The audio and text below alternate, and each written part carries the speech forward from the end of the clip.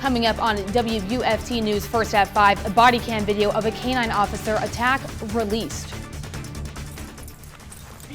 Let me see your hands. Let me see your hands. Why a local police department is working to remain open when it comes to this unit. And a newly signed law is giving homeowners and landlords more power over squatting incidents, the harsher consequences for those who commit this crime. And a warm up just in time for your holiday weekend, but the UF weather team is tracking your next cold front. First at 5 starts now. First at 5.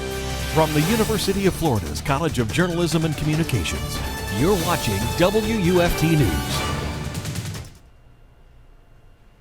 The Gainesville Police Department is working to be more transparent about their K9 unit whenever one of their officers is involved in an incident. They released this recent body cam video where an officer attacked a woman hiding in the bushes. This latest incident happened less than a week ago. This is First at 5. I'm Loren Miranda. And I'm Bianca Smith. GPD moves come after scrutiny from the controversial case involving Terrell Bradley. Back in 2022, Bradley was mauled by a K9 officer while running from a traffic stop. Gainesville City Manager then suspended the units, but they were recently put back on duty. This weekend's incident was a case of mistaken identity. I combed through the newly released body cam video that shows how this mistake happened. In the early morning hours of March 23rd, Gainesville police responded to a call involving a felony domestic violence incident. Officers asked Davico Miles Jr. to come out of the house peacefully, but they were met with silence. Hey, Domingo, we need to talk to you, man. After several minutes, an officer is heard on the body cam saying he realized Miles Jr. had broken the sliding glass door and ran off. He's running. Police officers took to the streets to look for Miles Jr. and quickly after, the K9 unit arrived on the scene. The K9 led the officers through yards and bushes as he followed the trails of Miles Jr. The police dog located part of the suspect's ankle monitor, and then the officers followed the leash K9 to the back of a building. That's where they found a person inside of a bush they say was wearing similar clothes to Miles Jr. The officer then gave the command to the K9 who attacked the person. Let me see your hands. Let me see your hands. Let me see your hands. Oh, no, somebody. Here. Within seconds, the officers realized the person in the bush was not the suspect and immediately called off the K9, but the dog had already bitten the person's leg. Okay, we're going to help him. The victim in the bush appeared confused and was heard crying out in pain. Around your leg.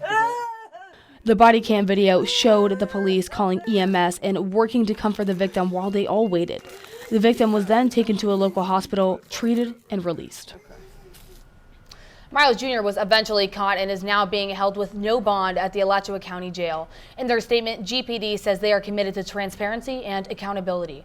After conducting an internal review, they say the K9 policy and deployment protocols were followed. Florida Fish and Wildlife are investigating the death of a boater after the discovery of an overturned boat. This morning, the Alachua County Marine Operations Underwater Recovery Team responded to an overturned boat on Lake Santa Fe. Once the body was recovered, the investigation was turned over to the FWC. In a Facebook post, the sheriff's office said this was the second response to an overturned boat this week. They were able to save the sailor off that capsized vessel. A 4-decade-old animal shelter in Alachua County is fighting for new ground. Staff at Alachua County Animal Resources and Care have faced difficulties as a result of its small size and limited resources. Teitel is live in the studio to tell us where this shelter is heading. After nearly 40 years, officials with Alachua County Animal Resources and Care say they have outgrown its location in Northeast Gainesville. Its outdated facility and features pushed Director Julie Johnson to bid for relocation in January. To her luck, Alachua County Commission responded positively, and Animal Resources has already received a leasing agreement. In 1987, Alachua County Animal Resources was built in Gainesville on Northeast 53rd Avenue. As the county's main animal adoption center, it has remained there ever since. Now, 36 years later, the shelter, with the help of Deputy County Manager Carl Smart, is focused on moving more central. The prospective location, Southwest 53rd Terrace, is just feet from the University of Florida College of Veterinary Medicine. It's a location that animal rescue leaders say is prime for the services they provide. It would provide easy access for a lot of the UF students and maybe we get more volunteers to adopt. The university issued Animal Resources a sublease for $3 million. Julie Johnson said the agreement with UF has been in the works since December and will help serve the community in the way they've always hoped. We really want to change that trajectory of feeling like you are walking in and seeing dogs behind chain link fences, because that's just not as friendly, and it doesn't tell the story of the dog either. The current shelter measures about 34,000 square feet, only able to house 112 dogs and 6 cats. The tight space often leads to issues of overcrowding at the facility. Already, the shelter is at capacity. Just having animals come into the shelter and stay here, that's not what sheltering is about. Shelter should be the last resort, not the first resort. Johnson and her partners hope to introduce new features the shelter's never seen before, including training programs, see-through kennels, and a critter room. I'm told UF sublease still needs to undergo managerial and legal review, a process that could be wrapped up within the next 2 months. From then, Animal Resources will bring the agreement to County Commission for approval. Reporting live in the studio, Jared Teitel, WUFT News. Monday marks the deadline for the Florida Supreme Court on the rule of whether a pair of hot-button issues will make it on the November ballot. The issues are whether voters will have a say when it comes to abortion and recreational marijuana. With the courts being closed for Good Friday, the rulings will most likely come down Monday. The abortion ruling comes after months since Florida's Attorney General Ashley Moody asked for its nullification, claiming the ballot language would be misleading. If the amendment is allowed on the ballot, it would need a 60% threshold of voters from Floridians to pass. If it passes, the 15-week and 6-week bans would be undone. A bill targeting squatters has just been signed into law in Florida. Governor DeSantis signed House Bill 621 this week. The bill lets homeowners legally remove squatters from their property by requesting law enforcement. A squatter is someone who occupies uninhabited property and areas of land unlawfully. It also creates penalties for those who engage and promote in the act. This includes a first-degree felony for illegally advertising the sale or rent of a residential property. Alachua Police Department Public Information Officer Thomas Stanfield says the bill will benefit homeowners. Is really going to broaden the homeowners' rights and ability to reclaim their property when situations like squatters take place. Take effect on July 1st of this year. We started off cool for your Friday, but quickly warmed up as we take a look over the sunny skies of Paynes Prairie. Expect the warmer temperatures to stick around for the next few days. And enjoy the warmer weather while it lasts, because the UF weather team is tracking the beautiful weekend weather. Forecaster Matthew Clark is standing by with how long these nicer temperatures are going to stick around. Yeah, you can see it's just a picture-perfect Friday evening right now. Beautiful start to the weekend. Current temperature right now, 74 degrees. And like she said, you cannot see a cloud in the sky right now. See on those temperatures right now, though, as I said, 74 in Gainesville, 72 up in Jacksonville, and 72 in Lake City, 75 Ocala. For the most part, we are in the lower 70s, and as we head into those evening hours, we can expect those temperatures to drop as we head into Saturday morning. And you can really see they're going to drop into the low 50s and the upper 40s as we head into our Saturday morning. As you can also see, it is Easter weekend. There's our bunny bestie hopping in the screen there. Saturday, we're going to reach up to 79 around 3 o'clock. We can see some 80s on Saturday. Perfect clear day out there as well. And then Sunday, Easter Sunday, just another perfect day to go outside and have a beautiful Easter Sunday. The Gainesville-Alachua County Regional Airport will undergo an expansion project this April. This February, Gainesville's airport saw over a 12% increase in flights since 2020. With roughly 5,000 more people coming in and out of Gainesville than last year, CEO Alan Penska met with the Airport Authority Board earlier today to discuss future endeavors. The airport will go under construction from April 11th through the 13th. Spring has arrived and bears are becoming more active, and Florida Fish and Wildlife want to remind you to keep away from these dangerous animals. WUFT's Kennedy Chambers is live in the studio with safety tips that the FWC has issued on preventing conflicts with these bears. Wildlife officials say Florida's black bears are more active this time of year looking for things to eat. A few weeks ago, we covered a bear sighting in Bradford County where a Ring camera captured one of these bears in a neighborhood. Here's how you can help avoid interactions with these hungry bears. Never feed or approach bears. The wildlife needs space, and it is illegal to intentionally feed bears in Florida. Secure potential bear food sources. Make sure your trash is in a safe place and pick out any ripe fruit or nuts from your trees. Remove bird feeders. Don't leave pet food outside. Clean and store grills and alert neighbors to bear activity. Bears also cross more roadways this time of year. Keep an eye out for bear and other wildlife crossing areas and slow down. FWC says black bears are generally not aggressive, but they have injured people in Florida. If you do find yourself coming into contact with a bear, FWC should be your first call. Live in the studio, Kennedy Chambers, WUFT News. Wyoming Park Elementary will be one of several schools to pilot the statewide initiative for year-round schooling. Marion County Public School Board approved the Wyoming Park's new 2024 to 2025 school year calendar. The school will join others in the new plan for year-round schooling. Classes will begin in mid-July and end in late May.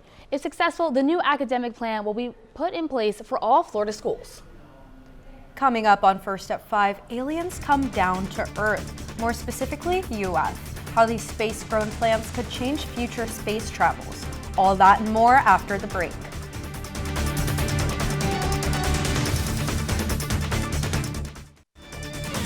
You're watching WUFT-TV News.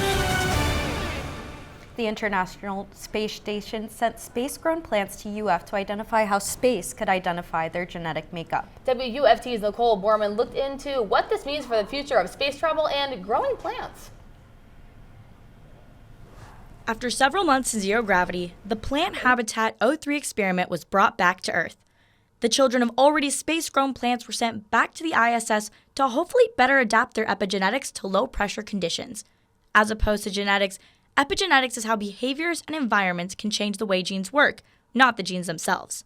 With the results from this research, NASA might finally be able to stick to the plan of sending humans to Mars.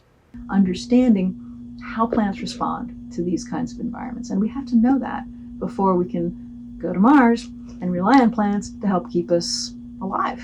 The benefits of space-grown plants would be providing oxygen, fresh food, and even medicine to astronauts on foreign planets.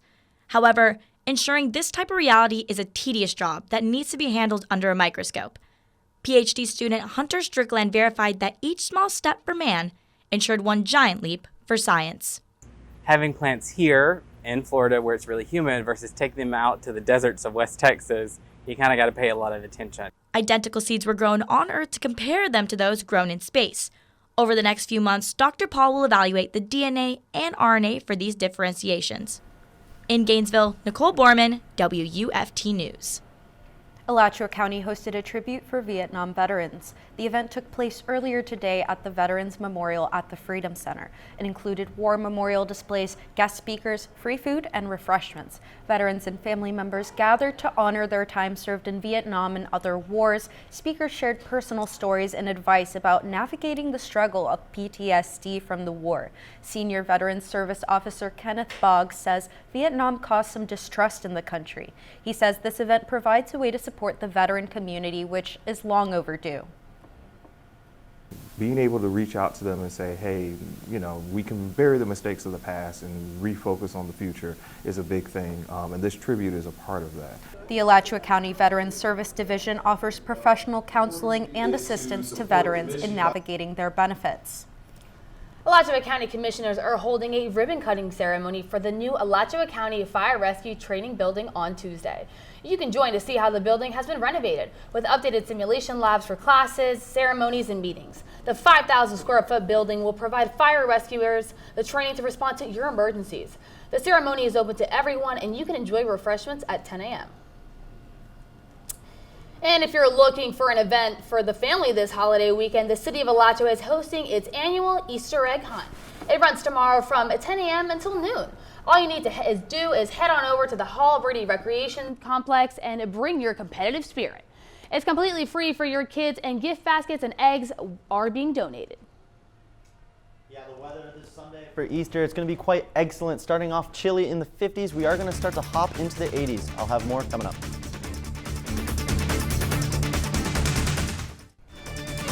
You're watching WUFT-TV News. Just a beautiful Friday evening as we hop into Easter weekend. You can take a look at our campus cam right now. Not a cloud in sight. Current temperature right now, 74. Winds coming from the north around 5 miles per hour.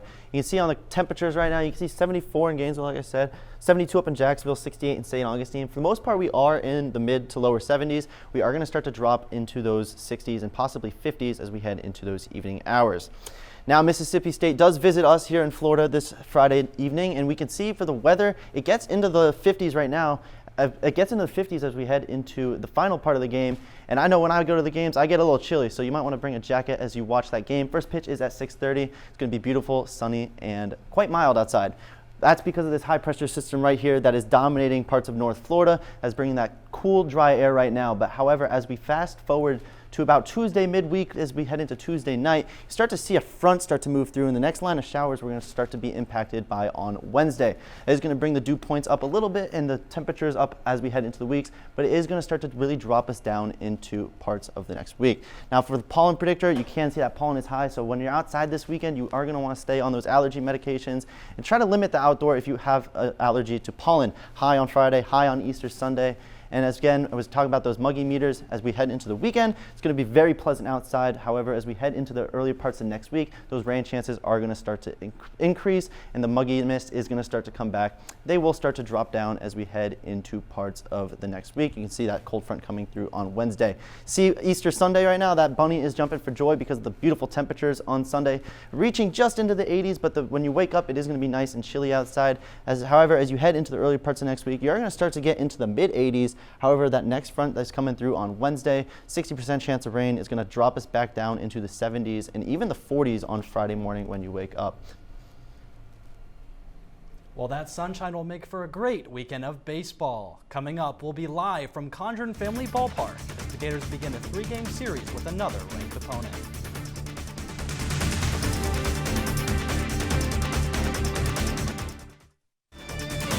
You're watching WUFT-TV News. Happy Friday, I'm Ben McLeish. Let's talk sports. Gator baseball is back in Gainesville for a 3-game series with 21st ranked Mississippi State. WUFT's Jamie Goldman is live from Condren Family Ballpark. Jamie, what can you tell us? That's right, Ben. Gators baseball continues SEC play tonight when they welcome the Mississippi State Bulldogs into Condren Family Ballpark. The big storyline in tonight's game is the shakeup in the Gators starting pitching rotation. Closer Brandon Neely is moving into a starting role after some rocky starts from Cade Fisher. In 6 starts so far this season, Fisher has posted an ERA of 8.13. This is attributed to Florida's early struggles this year, allowing the most of their runs in the first inning. Florida coach Kevin O'Sullivan is hoping Neely can get this starting rotation back on track tonight. Florida and the Mississippi State Bulldogs are set for first pitch at 6:30 p.m. Live from Condren Family Ballpark, Jamie Goldman, WUFT News. Staying on the diamond, Gator softball began their own 3-game series with Mississippi State last night. The Gators were stunned by the Bulldogs, giving up 7 runs in the 6th inning and losing 13-12. But the Gators are back and looking for redemption tonight. The Gators failed to score in the first inning, and the Bulldogs scored 2 runs on a 2-out single. It's that time of year. The Florida Relays are back in Gainesville today and tomorrow. The event will feature high school, collegiate, and professional athletes. Here you can see some of the high schoolers who competed this afternoon. On the collegiate side, the Gators' own Alita Vandelin set a new school record for discus. Day 3 of the men's swimming and diving NCAA championships began today in Indianapolis. The Gators came into the day sitting in 3rd place with 161 points, trailing Arizona State and California. The championships wrap up tomorrow with Florida looking for its first title since 1984. The Gators may have been knocked out of March Madness, but there are still 2 SEC teams dancing with hopes for a national title. Alabama defeated 1-seed North Carolina last night to advance to their 2nd ever Elite 8. They will take on Clemson on Saturday. Meanwhile, Tennessee faces off against 3-seed Creighton tonight, looking to advance to their first Elite 8 since 2010. Neither team has ever won the tournament. One final note before we go, 2 SEC teams remain in women's March Madness. South Carolina and the defending champs LSU both play this weekend for a chance to advance to the Elite 8. Well, I don't know about you guys, but I am certainly ready for this Easter weekend. Yeah, I'm ready to dye some eggs and get that search going. Yeah, no, I love Easter weekend. It's one of my favorite times of the year. How's it gonna look this weather? The weather is just phenomenal this weekend, honestly. From last weekend, it was cloudy, rainy. This weekend, it's the polar opposite. Beautiful temperatures, just reaching 80 on Sunday. And look at that bunny bouncing for joy. That's going to be me on Sunday. As we head into the early parts of next week, we're going to reach into the 80s, but then the cold front is going to cool us down to end the week. Well, thanks for joining us, and we're back here on Monday for another edition of First at 5. But your North Central Florida news is always on at WUFT.org and on all of our social media platforms. Have a great night.